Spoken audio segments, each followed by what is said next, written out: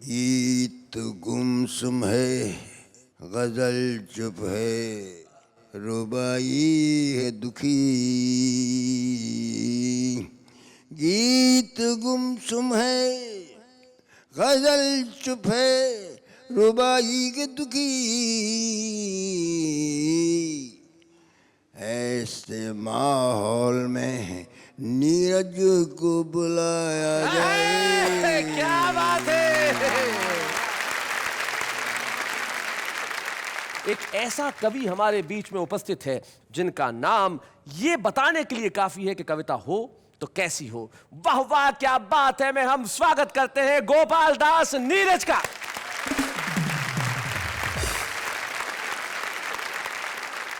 पद्म भूषण श्री गोपाल दास नीरज, उनका यहां उपस्थित होना मतलब हिंदी कविता के लिए, कविता के कार्यक्रम के लिए, वाह वाह क्या बात है के लिए एक गौरव का क्षण होना। तो अनुरोध पद्म भूषण श्री गोपाल दास नीरज से एक स्थान ग्रहण करें हमारे मंच पे और हम बजाएं उनके लिए जोरदार तालियां।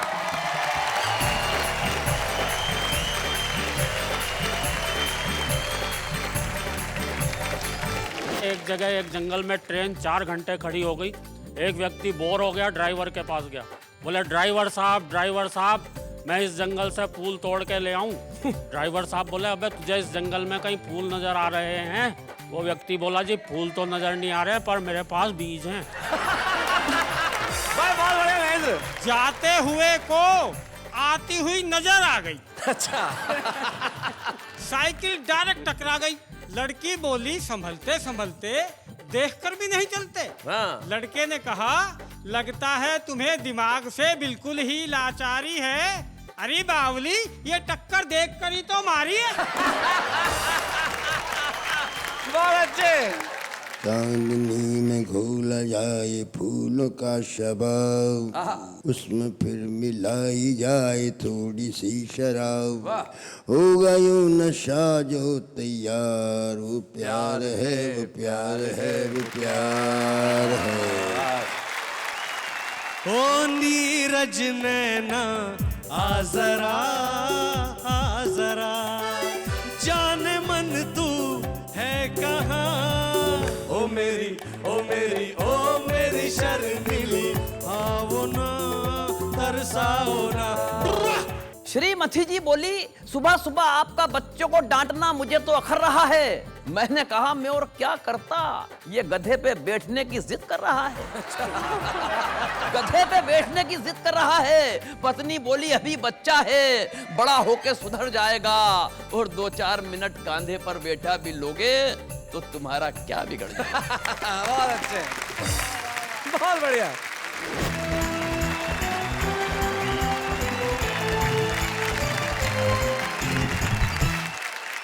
क्या बात है भाई। जिंदगी के अंदर अगर आपके पास वेदों का ज्ञान है तो आपका ज्ञान प्रकाशित हो उठता है, और अगर गोपाल की कृपा हो तो आदमी अजनबी नहीं रहता। तो आज यहाँ वेदों का प्रकाश भी है, गोपाल भी है, अजनबी भी है, तीनों यहाँ है। तो फिर वाह वाह क्या बात है।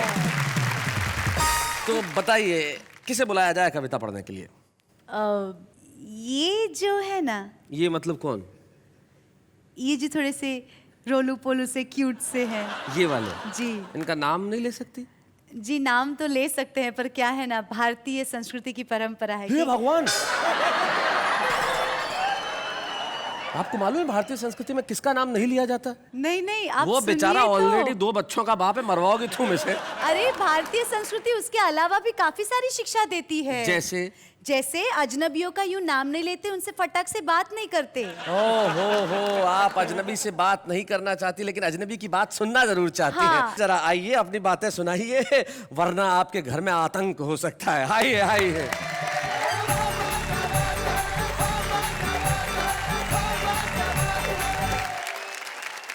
हमें हाथ से कहाँ से मिल जाता है जी। आपने ट्रक देखे होंगे, उसके ऊपर तो इतनी सारी बातें लिखी रहती हैं। जैसे ऊपर लिखा रहता है पब्लिक कैरियर, हालांकि वो सामान ढोने के काम में आता है। अच्छा। पीछे लिखा रहता है बुरी नजर वाले तेरा मुंह काला, इसलिए मैं सभी ट्रकों को बड़ी अच्छी नजरों से देखता हूँ। वैसे मुझे पता है ट्रकों को अच्छी नजरों से कोई भी नहीं देखता। हाँ। मैं तो जब बाजार से निकलता हूँ मुझे लगता है सबके मुंह काले हैं, जरूर किसी ट्रक को बुरी नजरों से देखा हो। पर एक बात मेरी समझ में नहीं आती जी। ये ट्रक वगैरह तो अफ्रीका में भी चलते होंगे। अच्छा, एक बात और भी है, अगर हमें कभी बाई चांस बुरी नजर डालनी ही पड़ी तो क्या हम ट्रक पर डालेंगे? सड़कों पर एक से एक हसीन, एक से एक सुंदर कारें घूमती रहती, हाय हाय। उन पर नहीं डालेंगे। हमारा कैरेक्टर ऐसा थोड़ी हो गया जो ट्रक पे बुरी नजर डालेंगे। पता नहीं क्या क्या लिखते रहेंगे, ट्रकों के पीछे लिख देंगे देखो मगर प्यार से। ओहो। एक दिन मैं एक ट्रक को पूरे 1.5 घंटे तक देखता, मुझे एक भी चीज ऐसी नजर नहीं आई जिसे प्यार से देखा जा सकता। ट्रक वगैरह यहाँ दुर्घटना हो जाती है, करुणा का विषय है, पर कभी कभी हंसी आती है एक्सीडेंट देख के भी। गर्मियों की बात है, मैं शिमला जा रहा था, मैंने देखा एक ट्रक खाई में गिरा हुआ था और ट्रक के पीछे लिखा हुआ था हम सुनहरे कल की ओर बढ़ रहे हैं। मैं कुछ और आगे गया, एक और ट्रक मिला, वो भी खाई में गिरा हुआ था, लेकिन एक पेड़ के सहारे अटका हुआ था, ऊपर लिखा हुआ था एक तेरा सहारा। अच्छा, लोग बाग कभी कभी शौक में अपनी गाड़ियों के पीछे फिल्मों के नाम लिखवा लेते हैं। जी। एक कार का और एक ट्रक का एक्सीडेंट था। कार के पीछे लिखा हुआ था सावन को आने दो। अच्छा। और ट्रक के पीछे लिखा हुआ था आया सावन झूम के।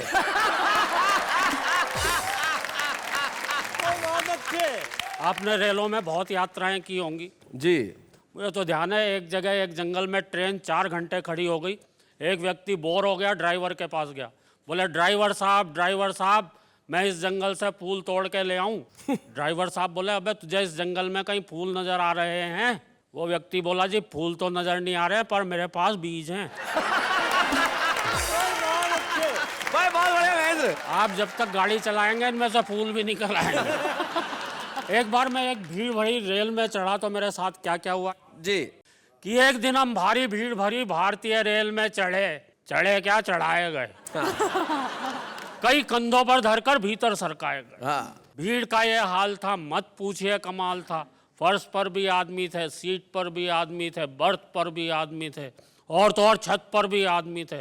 वो तो रेल वालों ने इससे ऊपर कोई जगह ही नहीं बनाई, वरना आदमी वहां भी होते भाई। कौन जाने किस पर पड़ा था, आदमी से आदमी सटा खड़ा था। अच्छा। सब एक साथ सांस ले रहे थे, एक साथ सांस छोड़ रहे थे। जो भी सांस लेने में जरा गड़बड़ा जाता था उसे फौरन एक धक्का लग जाता। बहुत अच्छे। हमारे बगल वाली महिला का बच्चा रो रहा था और पीठ हमारी थपथपाई जा रही थी। और इतनी जोर जोर से थपथपाई जा रही थी कि हमें भी रुलाई आ रही थी। एक व्यक्ति ऊपर बैठा हुआ मूंगफली चबा रहा था और छिलके धीरे धीरे हमारे कान को कूड़ेदान समझ के उसमें सरका रहा था। बहुत अच्छे। हमारे पीछे वाले व्यक्ति ने शायद न्यूटन का गुरुत्वाकर्षण का सिद्धांत ही नहीं पढ़ा था, इसलिए अपना पूरा का पूरा संदूक अपने सर पर ही लिए खड़ा था। हमारे बगल वाले दूसरे व्यक्ति ने शायद न्यूटन को कुछ ज्यादा पढ़ रखा था, इसलिए आधा संदूक हमारे कंधे पर धर रखा। रेल में भीड़ इस कदर थी भाई कि हाथ को मुंह तक भी नहीं देता था दिखाई। एक भद्र महिला ने तो हद ही कर दी जब उसने अपने बच्चे की दूध की बोतल ही मेरे मुंह में हमारे बगल वाली महिला का बच्चा अब भी रो रहा था, हमारी पीठ अब भी थपथपाई जा रही थी, और तो और वो साथ साथ लोरी भी गा रही थी, सो जा मोहन प्यारे सो जा। इतनी पिटाई के बाद मैंने खुद को ही मोहन समझा, मैं खड़े खड़े ही सो गया। जब मेरी आंख खुली तो एक व्यक्ति ने मुझसे कहा भाई साहब आज तो ट्रेन हवा से बातें कर रही है। हाँ। मैंने कहा क्यों मजाक करते हो भाई, ट्रेन तो बड़ी धीरे धीरे चल रही है। वह बोला आज हवा भी तो बिल्कुल नहीं चल रही है। एक जगह ट्रेन ने 8 घंटे का समय गुजार डाला तो एक नए नए दूल्हे से बर्दाश्त नहीं हुआ वो गड़बड़ घोटाला। फौरन जाकर ड्राइवर से बोला भाई साहब अगर आप गाड़ी इसी तरह से चलाते जाएंगे तो हम तो अपने स्टेशन पर अपनी दुल्हन और शायद एक आध बच्चे समेत ही उतर पाएंगे।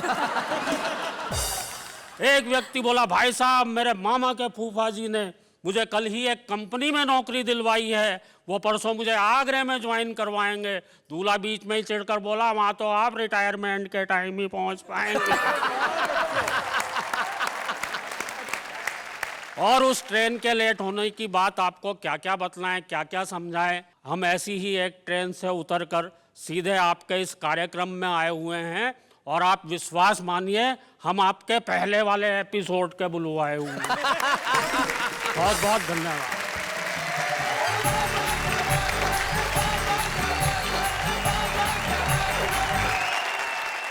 भाई बहुत बढ़िया महेंद्र अजनबी, आपने कमाल कर दिया। लेकिन यही हमारे देश की विशेषता है। ये देखिए हमारे देश की संस्कृति है कि बच्चा किसी का रो रहा हो दूध आपको पिलाया जा रहा है, और ये हमारी संस्कृति है कि जैसा भी हो भीड़ हो लेकिन आदमी सफर कर ही लेता है, क्योंकि इसी संस्कृति के लिए गोपाल दास नीरज जी ने एक जमाने में लिखा था कि बस यही अपराध मैं हर बार करता हूँ, आदमी हूँ आदमी से प्यार करता क्या हूँ। बात है, तो वाह, ये आदमी से प्यार करने वाले, हर व्यक्ति से प्यार करने वाली संस्कृति का देश है, और इस देश की संस्कृति को हम प्रणाम करते हैं आज नीरज जी की उपस्थिति में। और इस देश की संस्कृति में ऐसी बहुत सारी चीजें हैं जहां पे व्यंग की गुंजाइश बनती है। तो ऐसे एक व्यंगकार को हम बुलाना चाहते हैं जो हमारे बीच में उपस्थित है, भाई वेद प्रकाश वेद।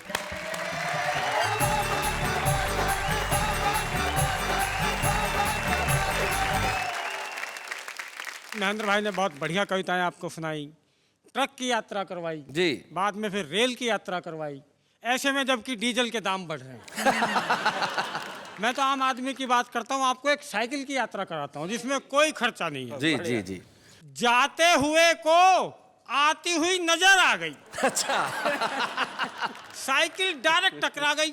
लड़की बोली संभलते संभलते देखकर भी नहीं चलते। हाँ। लड़के ने कहा लगता है तुम्हें दिमाग से बिल्कुल ही लाचारी है। अरे बावली ये टक्कर देखकर ही तो मारी है। बहुत अच्छे। और इसी गोत्र की एक कविता और सुनिए। लड़का लड़की के चक्कर में रोजाना 6 मील से आता था। अच्छा। उसकी मेहनत के लिए आप लोग तालियां बजाएं। हाँ मेहनत के लिए 6 मील। आपकी तालियां बजनी बहुत जरूरी इसलिए भी है कि आपकी तालियां हमारे लिए 7वें सिलेंडर का काम करती हैं आजकल। वाह वाह वाह वाह। लड़का लड़की के चक्कर में रोजाना 6 मील से आता था, उसे छेड़ता था और एक ही गाना गाता था। अच्छा। तेरे घर के सामने एक घर बनाऊंगा। लड़की को ये बातें बिल्कुल भी नहीं पछती थी, वो ऐसी वैसी बातों से बचती थी। सो मरती क्या ना करती, एक दिन डरती डरती अपने बाप को सारी बातें बता बैठी। बाप की मूछें गुस्से में ऐठी, बर्बाद होना उसकी किस्मत में है लिखा। अब कभी गा दे ये गाना दोबारा तो कहना घर बनाने की छोड़ तू खाली प्लाट लेकर ही दिखा। 2 लाख रुपए गज का भाव है मेरी कॉलोनी में। पूरा का पूरा खप जाएगा, प्लाट के बदले खुद नप जाएगा। क्या बात है। वाह वाह वाह। और यदि हो ही जाए कोई अजूबा, पूरा कर ही ले वो अपना मंसूबा, तो बेटी तू भी निसंकोच उसको वर लेना, एक झटके में शादी कर लेना, क्योंकि वो लड़का जीवन के किसी भी स्तर पर फेल नहीं है। घर बनाना आज के जमाने में कोई हंसी खेल नहीं है। वाह वाह वाह। भाई बहुत अच्छे। बहुत बढ़िया। मुझे घर से अपनी एक घरबार वाली कविता याद आ गई जी। वो मैं आपको सुनाता हूँ। असल में क्या होता है, कई बार आदमी गलत संगत में फंस जाता है। मुझसे ज्यादा ये कौन समझेगा कि आदमी गलत संगत में कैसे फंसता है। इन्होंने मेरे दिल की बात कितनी अच्छी तरह बयां की। क्या बात है। वो आदमी गिरता पड़ता हुआ घर पहुंचा। अच्छा अगले दिन पत्नी ने पूछ लिया कल कहाँ से इतनी पी कर आया था? बोला कुछ नहीं, कल मैं गलत संगत में फंस गया। हाँ। पत्नी ने पूछा किनके साथ बैठ लिया? बोला हम 4 दोस्त थे, 1 बोतल थी, 3 पीते नहीं थे। 4 जा रहे थे एक मुर्दे को कब्रिस्तान में लेकर। एक का पांव एक कब्र के ऊपर पड़ गया तो दूसरे ने टोक दिया। बोला अरे देख के चल, नीचे मुर्दा है। पहले वाला बोला फिर ऊपर भी हमने कौन सा वर्ल्ड कप उठा रखा है।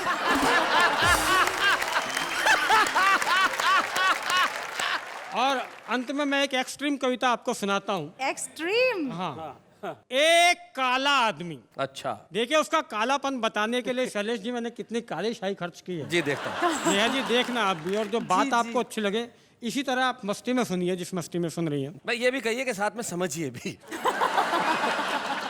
क्या गारंटी है। एक काला आदमी, जी। बहुत ही काला, काला शाह, सुपर काला, अच्छा, जेट ब्लैक, ओहो, double African, double African, elder son of अमावस, औंधे तवे का ताऊ, पहाड़ी कौवे का परदादा, कोयल संप्रदाय का दादू, बंगाल का काला जादू, तारकोल जिसके पैरों में भक्ति भाव से पसरता हो, कोयला जिसका रूप रंग पाने के लिए सदियों तक जमीन के नीचे बैठकर तपस्या करता हो, जिस दिन उस कालानुभाव के दर्शन हुए जमीन थमी रह गई। अब इससे ज्यादा और क्या कहूं, इतना कहने के बाद भी मेरे पास शब्दों की कमी रह गई। क्या बात है, वाह वाह। एक दुकान पर गया, ना शर्म ना हया, बोला गोरे होने की क्रीम है। दुकानदार ने जैसे ही गर्दन इंकार में हिलाई तो कहने लगा, फिर जूतों की पॉलिसी दे दे, कम से कम चमक तो बनी रहेगी भाई। वाह वाह।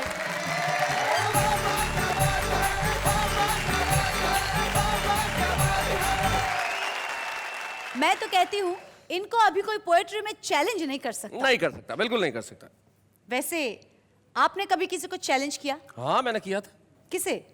मेरी टीचर को, क्योंकि मेरे टीचर ने मुझे चैलेंज कर लिया था। बोले तुझ में हिम्मत है तो 100 में से 80 नंबर ला के दिखा। मैंने कहा ऐसी बात? मैंने बड़ा चैलेंज दिया, मैं सारी कॉपी खाली छोड़ के आया और मैंने कहा आप में हिम्मत है तो पास करके दिखाऊंगा।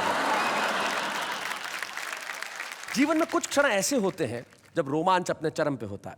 जिंदगी में ईश्वर सबको सब कुछ दे, लेकिन इंतजार की घड़ियां न दे। लेकिन माफ कीजिएगा, ये इंतजार तो हम ही ने आपको कराया, इसके लिए हम माफी चाहते हैं। मैं जानता हूं आप किसका इंतजार कर रहे हैं।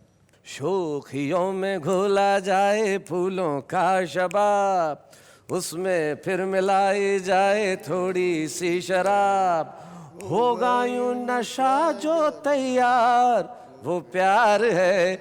इतना लोकप्रिय गीत जो किशोर दा ने गाया, एस डी बर्मन साहब ने संगीतबद्ध किया। लेकिन यकीन मानिए ये इतिहास का क्षण है, वो बंद सुनना जो किसी भी रिकॉर्ड में नहीं है। और हमें गर्व है कि आज वो गीत के बंद हमारे पास है, जिस प्रोग्राम का नाम है वाह वाह क्या बात है। चांदनी में घोला जाए फूलों का शबाब, उसमें फिर मिलाई जाए थोड़ी सी शराब, होगा यूं नशा जो तैयार वो प्यार है, वो प्यार है, वो प्यार है।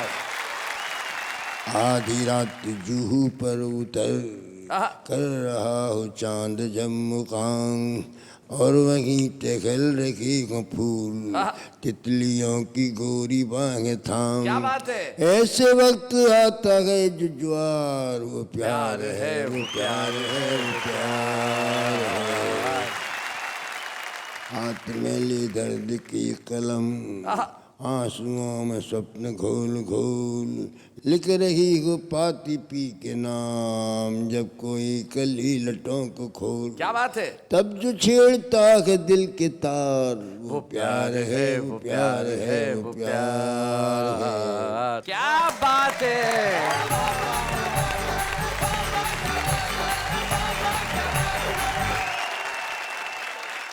गोपाल दास नीरज के इस देश में नहीं दुनिया में करोड़ों प्रशंसक होंगे, और कुछ ऐसे प्रशंसक हैं नीरज जी जिनके खुद के लाखों प्रशंसक हैं। और आपके एक ऐसे ही प्रशंसक को मैं यहां आमंत्रित करना चाहता हूं, हमारे खास मेहमान सुमित राघवन।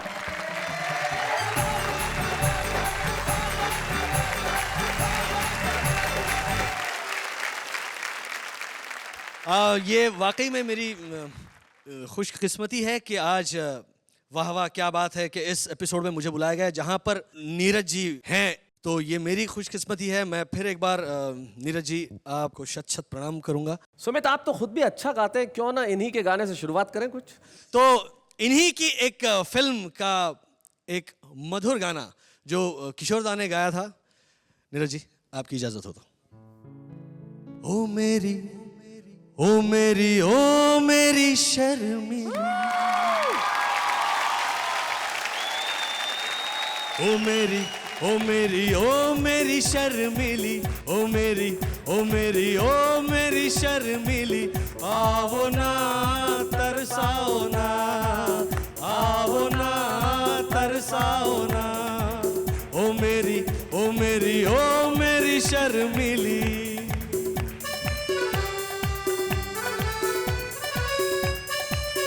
ओ नीरज नैना आ जरा तेरी लाज का घूंघट खोल दूं ओ तेरे आंचल पर कोई गीत लिखूं ओ तेरे होठों में अमृत घोल दूं जाने मन तू है कहाँ ओ मेरी शर्मिली आओ ना तरसाओ ना ओ मेरी शर्मिली। क्या बात है। Beautiful, brilliant, awesome. Thank you so much. Neeraj ji की तो न जाने कितने सुपरहिट सॉन्ग्स हैं। एक आध मुखड़ा अगर तुम सुना दो। एक बड़ा खूबसूरत प्रेम पुजारी एक फिल्म आई थी जिसका एक बहुत खूबसूरत गीत है, फूलों के रंग से दिल की कलम से, अमर गीत है। अगर एक मुखड़ा वो सुना दो तो क्या बात है। फूलों के रंग से दिल की कलम से तुझको लिखी रोज पाती, कैसे बताऊं किस तरह से पल पल मुझे तू सताती। तेरे ही सपने लेकर के सोया, तेरी यादों में जागा, तेरे ख्यालों में उलझा रहा यूं जैसे कि माला में धागा। हाँ बादल बिजली चंदन पानी जैसा अपना प्यार लेना होगा जन्म हमें कई बार। हाँ इतना मधुर तेरा मेरा प्यार लेना होगा जन्म हमें कई बार।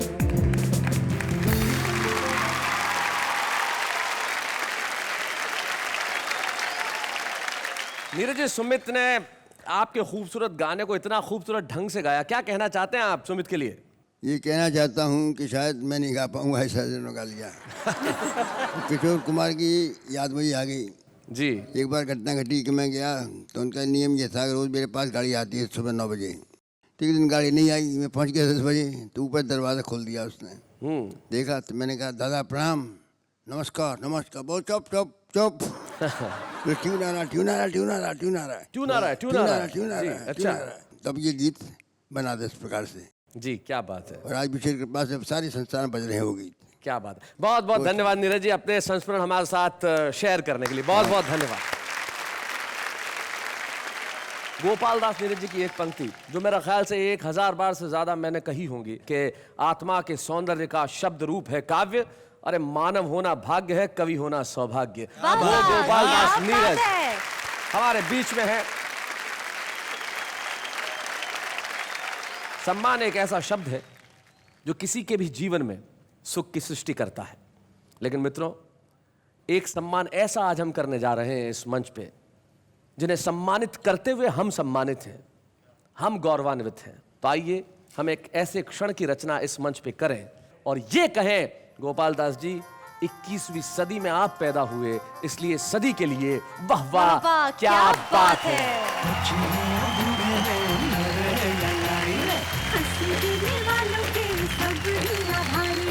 कविता सुनाने वाले अब सबके साथ हैं। खुशी शायद छोटा लफ्ज होगा जब मैं ये कहूं कि मुझे बड़ी खुशी है कि हम लोगों ने नीरज जी को सम्मानित किया। ये एक ऐसा क्षण है जैसे शब्दों में नहीं बांधा जा सकता। लेकिन नीरज जी के सम्मान के वक्त एक साक्षी और है जो नीरज जी के जीवन की शायद सबसे खूबसूरत कविता है। शशांक प्रभाकर जो नीरज जी के पुत्र यहाँ हैं, मैं चाहता हूं वो इस मंच पे हमारा साथ दें।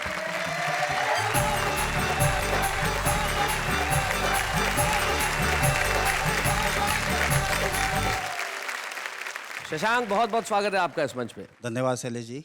एक पिता के सामने मैं चाहता हूं कि पुत्र 4 पंक्तियां।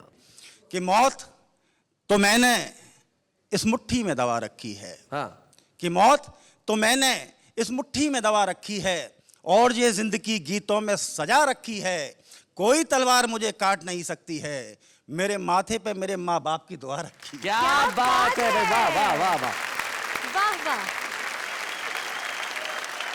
देखिए तो वाह वाह क्या बात है कि मंच पे नीरज सिर्फ यहाँ नहीं है, सारा वातावरण नीरजमय हो गया है। ये मंच बन गया है नीरज धाम, लेकिन हम लेते हैं एक अल्प विराम।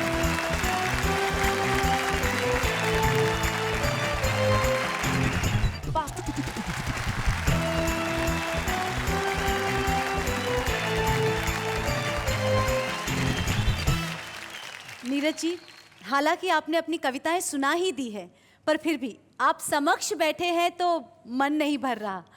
कुछ और सुनाइए please. Please please please please Neeraj ji please.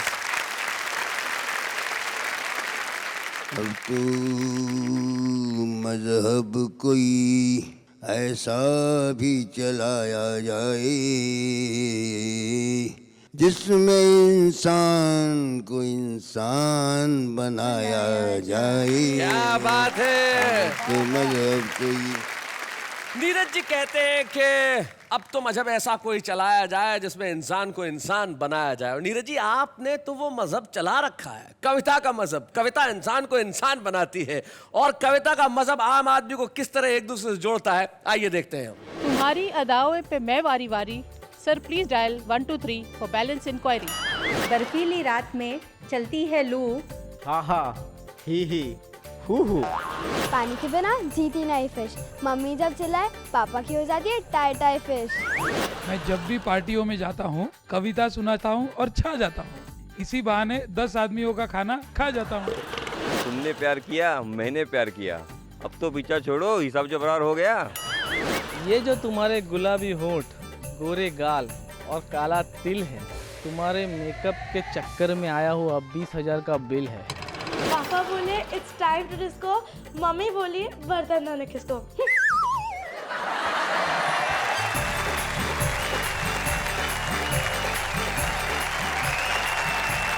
वाह वाह क्या बात है, क्या कमाल के लोग हैं। मैं तो कहती हूँ इनमें से कई लोग यहाँ आके कविता पढ़ सकते हैं। हाँ हाँ बिल्कुल पढ़ सकते हैं, उन्हें पढ़ना चाहिए भी। भाई छुपे रुस्तम तो हर जगह। और ऐसे ही एक छुपे रुस्तम को आज हम इस वाह वाह क्या बात है के मंच पे बुला रहे हैं, जो मध्य प्रदेश के एक बेहद छोटे से गांव अखोदिया मंडी में रहते हैं, गोविंद राठी।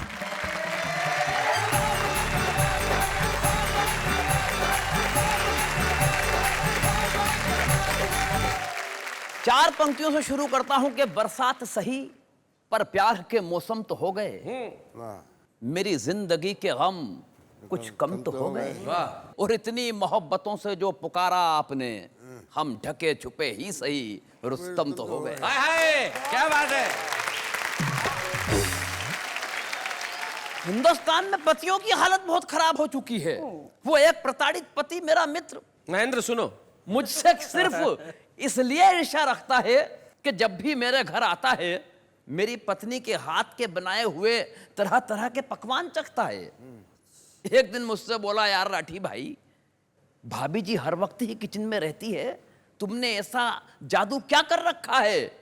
मैंने कहा कुछ खास नहीं, मैंने घर का एकमात्र आईना किचन में ही लगवा रखा। बहुत अच्छे, बहुत बढ़िया, बढ़िया बढ़िया गोविंद। और ये परेशानियां और बढ़ जाती है जी जब यूं होता है कि सुबह सुबह बच्चे को हमने डांट दिया कसकर, बच्चा रोता हुआ पहुंचा श्रीमती जी के पास लपक कर। श्रीमती जी बोली, सुबह सुबह आपका बच्चों को डांटना मुझे तो अखर रहा है। मैंने कहा मैं और क्या करता, ये गधे पे बैठने की जिद कर रहा है। गधे पे बैठने की जिद कर रहा है। पत्नी बोली, अभी बच्चा है, बड़ा होके सुधर जाएगा, और 2-4 मिनट कांधे पर बैठा भी लोगे तो तुम्हारा क्या बिगड़ जाएगा। बहुत अच्छे, बहुत बढ़िया।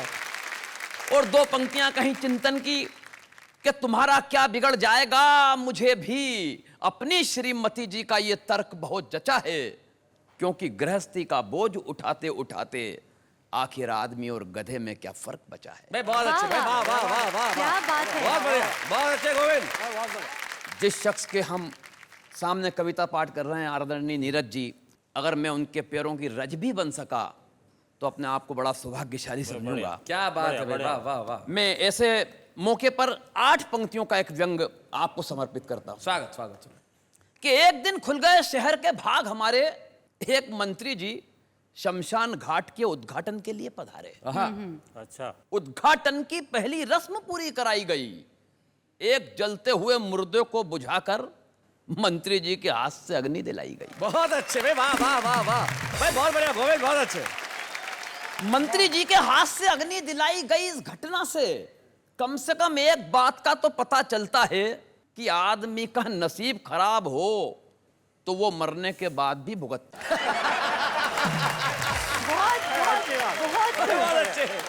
आदमी का नसीब खराब हो तो वो मरने के बाद भी भुगतता है। पंडित जी ने कहा, श्रीमान कृपया क्या इस दिशा में आकर अग्नि दिखाएंगे? मंत्री जी भन्ना कर बोले, आग कहां और कैसे लगानी है मुझे क्या आप समझाएंगे? भाई वाह वाह वाह वाह वाह गोविंद, बहुत अच्छे। आग कहां और कैसे लगानी है मुझे ये क्या आप समझाएंगे? अरे हम इस हिंदुस्तान की राजनीति को बरसों से झेल रहे हैं, रोजाना विरोधियों के साथ तरह तरह की आग से खेल रहे हैं। और पंडित जी आप तो बुजुर्ग हैं, आपको तो कम से कम ये बात समझ में आनी चाहिए कि आग दिशा देखकर नहीं, आग तो हवा का रुख देखकर लगानी। भाई बहुत अच्छे भाई, वाह वाह वाह भाई गोविंद, बहुत बढ़िया, बहुत। आग तो हवा का रुख देखकर लगानी चाहिए। अरे इन मुर्दों से निपटने की हमारी समझ को आप बेवजह नजरअंदाज कर रहे हैं। अरे पंडित जी, वो हम ही तो हैं जो 65 बरस से इन मुर्दों पे राज कर रहे हैं। आय आय आय आय, क्या बात है गोविंद, बहुत बढ़िया। काश मंत्री जी को पेट की आग और चूल्हे की आग के बारे में भी कुछ पता होता तो दोस्तों इस हिंदुस्तान का नक्शा ही कोई दूसरा हुआ होता। क्या बात है भाई, वाह वाह वाह वाह। मैं हौसले की 4 पंक्तियों के साथ आपसे विदा लेता हूं।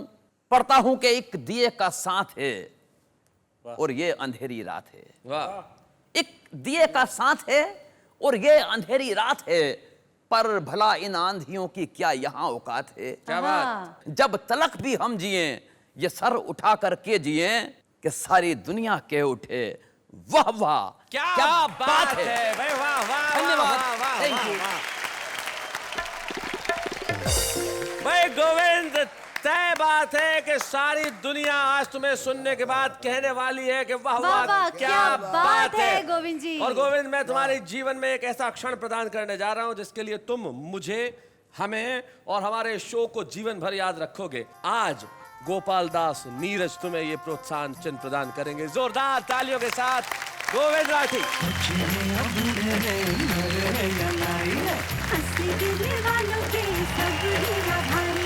कविता सुनाने वाले अब सबके साथ हैं।